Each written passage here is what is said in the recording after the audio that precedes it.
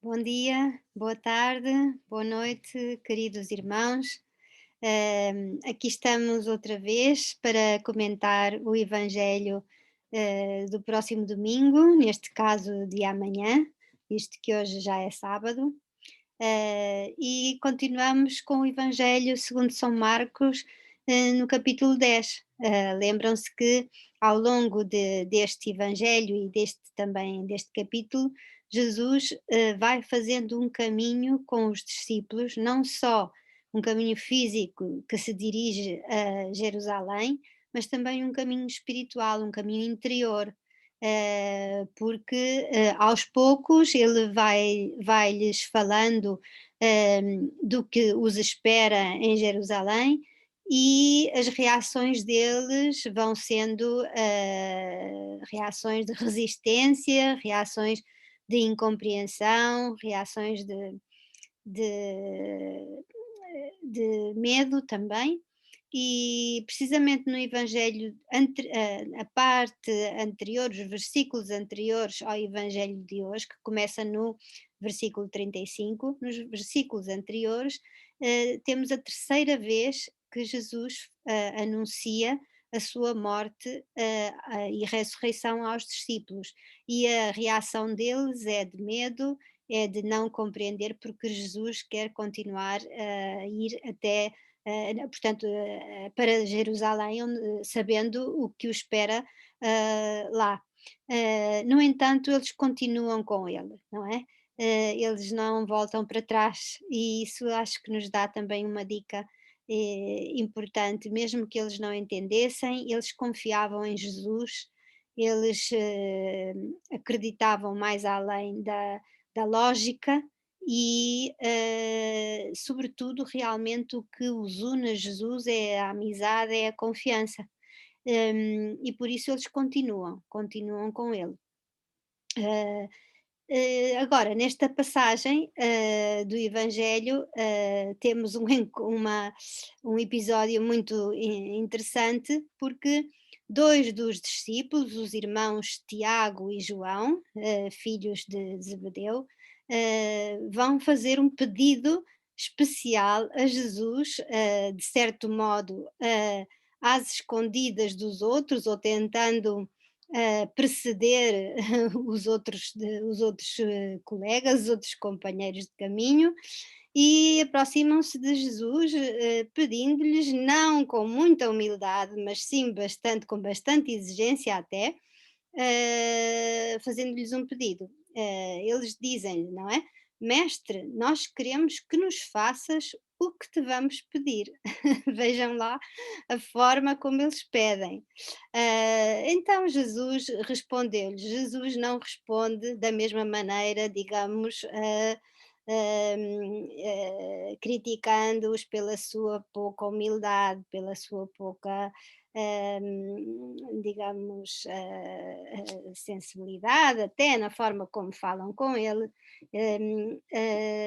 Jesus, até pelo contrário, segue a conversa e diz-lhes: Que quereis que vos faça? O que é que vocês querem? O que é que vocês me querem pedir? Hum? Então vemos como Jesus dialoga conosco com os nossos desejos, as nossas exigências que nós até somos capazes de lhe fazer tantas vezes na nossa vida, não é? E eles respondem, sinceramente, porque realmente são muito ingênuos e não compreendem que aquilo que eles estão a pedir está muito longe dos valores do Evangelho, dos valores de Jesus. Eles não são conscientes. E então eles respondem: concede-nos que na tua glória, quando tu estiveres na glória, no reino de Deus e tiveres chegado ao cume da tua vida, nos sentemos eu e o meu irmão, não é? Nós os dois, um à tua direita e o outro à tua esquerda. Portanto, queremos-te pedir, queremos que faças o que te estamos a pedir, queremos que nos coloques na posição mais elevada no teu reino. Ora, estamos a ver aqui como eles não tinham compreendido nada do que Jesus lhes tinha ido mostrando e dizendo, não é? Que os valores do reino de Deus, que o reino de Deus de que ele fala, não tem nada a ver com os reinos deste mundo, que é o que ele depois explica, é o que Jesus depois explica, não é? Porque vemos como realmente os discípulos continuavam à espera de que Jesus se tornasse num rei temporal, num rei que iria governar não só sobre Israel, com certeza sobre o mundo. Portanto, eles tinham as suas ambições pessoais, tinham os seus planos, os seus projetos, os seus sonhos que queriam realizar, queriam ser importantes, queriam ter uma posição, inclusivamente superior à dos outros, que eram os seus amigos mais próximos, não é? Hum, Portanto, os dois irmãos, pelo menos queriam estar os dois na mesma posição e, se possível, na mais alta. Ora, diante disto, a resposta de Jesus, é: "Não sabeis o que pedis". Eu acho que Jesus até se ria com eles, não é? Porque, vocês nem sabem o que é que estão a dizer, nem sabem do que é que estão a falar, não é? Porque o reino de que eu falo não é o mesmo que vocês têm na vossa cabeça, não é? E aí faz-lhes 2 perguntas, não é? Vocês podem beber o cálice que eu vou beber e receber o batismo com que eu vou ser batizado? Fala-lhes do cálice que ele vai beber e do batismo com que ele vai ser batizado. E eles respondem prontamente: "Podemos", com toda a convicção e certeza de que não teriam qualquer dificuldade em beber o mesmo cálice que ele ia beber e ser batizado com o mesmo batismo. Ora, eles realmente não sabem do que é que Jesus está a falar, porque o cálice, significava o destino de uma pessoa, não é? Beber o cálice significava, neste caso, beber o mesmo cálice que Jesus, significava seguir o seu mesmo destino. Esse destino que eles estão, do qual eles queriam propriamente fugir, precisamente, e queriam evitar, não é? Por isso, Jesus aqui propõe-lhes uma e outra vez, não é? Vocês querem seguir o meu caminho, vocês estão dispostos a tomar a cruz e seguir-me? Claro, claro, não é? Eles não são conscientes do que estão a dizer. E depois, o batismo que Jesus receberia seria precisamente esse batismo de fogo que foi passar pela cruz, pela grande humilhação e a dor de ser crucificado, de ser abandonado, de ser ultrajado, humilhado, aparentemente abandonado pelo Pai e, e depois ressuscitar. Esse foi o batismo de Jesus. Na verdade, quando nós recebemos o batismo, não se trata tanto de uma purificação externa, não é? Como podia simbolizar a entrar na água, não é? Mas significa sobretudo morrer, quando uma pessoa entra na água e fica sem ar, morre à vida de pecado, à vida fora de Deus, não é? E nasce uma nova vida. Ora, isso é o batismo de Jesus, não é? O que é certo é que Jesus também não lhes diz: "Vocês não vão receber esse batismo", não, ele não nega, a afirmação que eles, acabavam de fazer. Jesus diz-lhes, efetivamente: "Vocês hão de beber o cálice que eu vou beber, um dia mais tarde", não é verdade? "E hão de ser batizados com o batismo com que eu vou ser batizado", mesmo que agora, vocês não saibam do que é que eu estou a falar. Jesus vê mais longe e sabe que o caminho que os discípulos estão a fazer, apesar de aparentemente não entenderem nada, os vai levar depois a seguir o mesmo destino que ele eh, e continuar, prolongar a missão dele neste mundo, não é? Mas não é por isso que Jesus vai conceder o que eles pedem, porque ele diz: sentar-se à minha direita ou à minha esquerda, não me pertence a mim concedê-lo. é para aqueles a quem está reservado. Sobretudo, penso que Jesus aqui não quer que eles entendam que digamos, o sentar-nos à direita de Jesus, ou estarmos mais próximos de Jesus, não é uma recompensa ao nosso seguimento. O seguimento de Jesus tem de ser sempre gratuito, um amor que se entrega sem esperar nada em troca, e por isso não vamos receber um prémio por essa nossa entrega, por esse nosso, digamos, sacrifício da nossa vida. Não se trata dessa forma de pensar de compra e venda, não é? Dessa mentalidade de compra e venda, que os discípulos tinham na cabeça, por isso ele troca-lhes as voltas e eles devem ter ficado decepcionados com estas respostas de Jesus, não é? Estes 2 irmãos. Mas logo a seguir acontece outra coisa, e é que os outros 10 tinham ouvido a conversa e ficaram furiosos, indignados com o Tiago e com o João, não é? Porque como é possível que eles se tivessem adiantado, não é? A fazer um pedido que no fundo todos queriam fazer, não é? Todos queriam fazer, e eles aproveitaram uma distração qualquer dos outros para pegar em Jesus, puxar por Jesus assim um bocadinho para o lado e para lhe fazer este pedido exclusivo para eles, não é?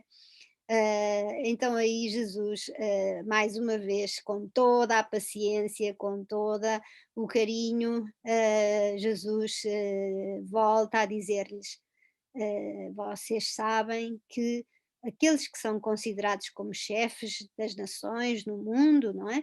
Exercem domínio sobre essas nações, sobre as pessoas, e que os grandes fazem sentir sobre elas o seu poder.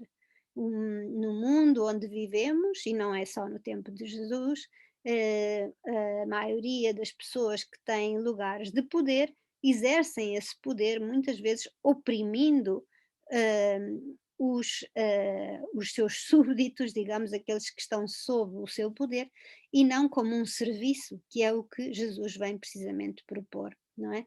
Por isso Jesus diz-lhes: não deve ser assim entre vós, não deve ser assim entre vocês, não é esse o espírito do reino de Deus. Se vocês continuarem a pensar assim, não vão entrar no reino de Deus. O reino de Deus é outro mundo, são outras coordenadas, não é? E então ele diz, não é? Quem entre vós quiser tornar-se grande, será vosso servo. E quem quiser entre vós ser o primeiro, será escravo de todos.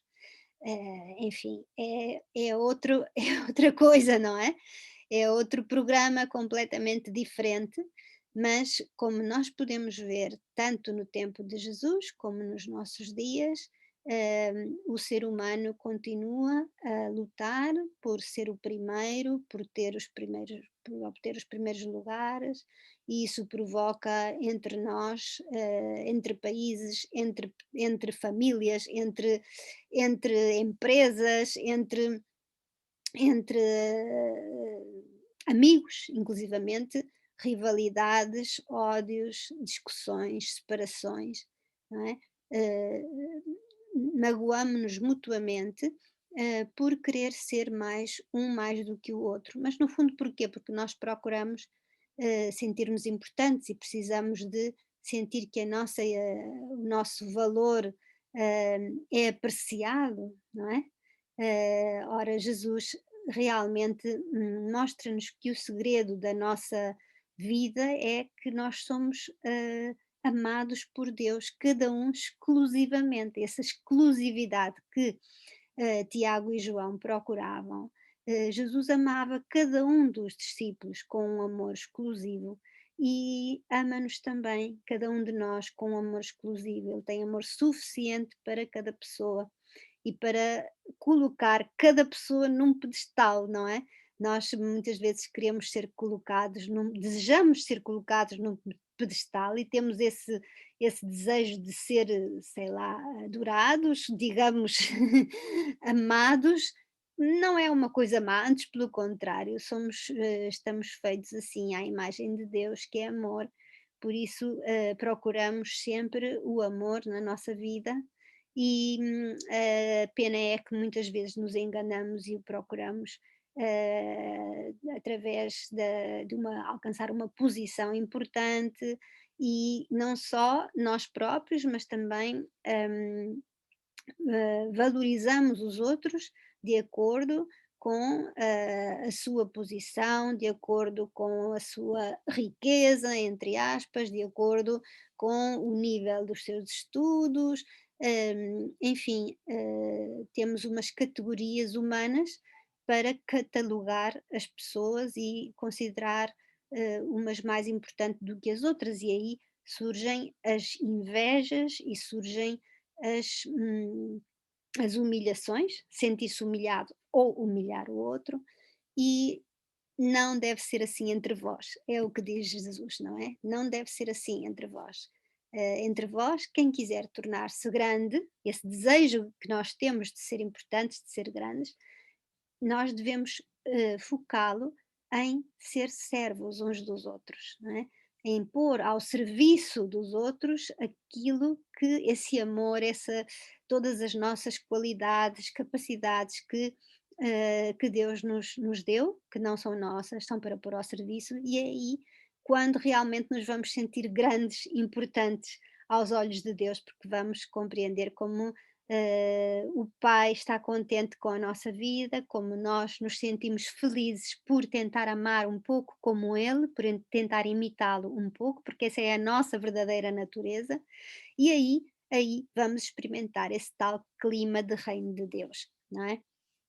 Por isso, Jesus tinha claro que a sua vocação, a sua vida era para ser entregue, para servir, tal como ele realmente dá o exemplo da sua vida no fim, não é? Porque o Filho do Homem não veio para ser servido, mas para servir. E nós bem sabemos, ao longo do Evangelho, nunca vimos Jesus procurar ser importante, procurar um cargo, digamos, de renome ou alcançar uma posição de influência dentro da sociedade do seu tempo, nunca teve essa pretensão, não é?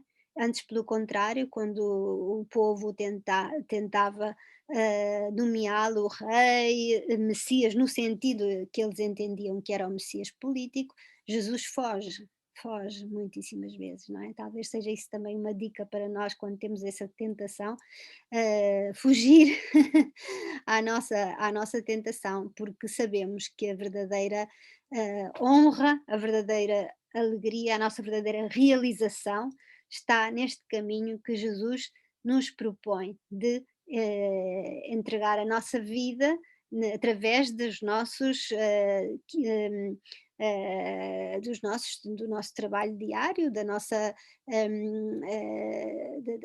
digamos, da função de cada um na sociedade, na família, não é? Cada um tem uma função muito importante e insubstituível, e é isso que nos faz também a cada um de nós missionários. Neste mês missionário, que é o mês de outubro, hum, o verdadeiro significado do missionário é aquele que é enviado para servir, não é?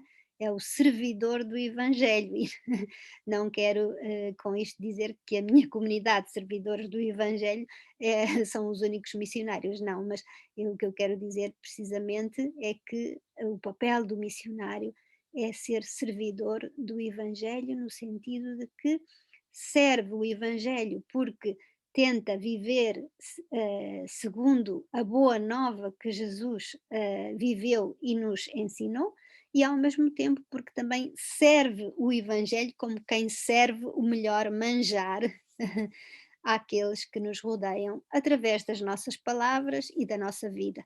Apesar de sermos todos muito imperfeitos e de não o podermos fazer de maneira perfeita, mas não é assim que Deus nos pede. Portanto, cada um, onde está, como é, pode ser esse servidor do Evangelho, esse missionário no mundo de hoje. Muito obrigada, bom domingo e boa semana.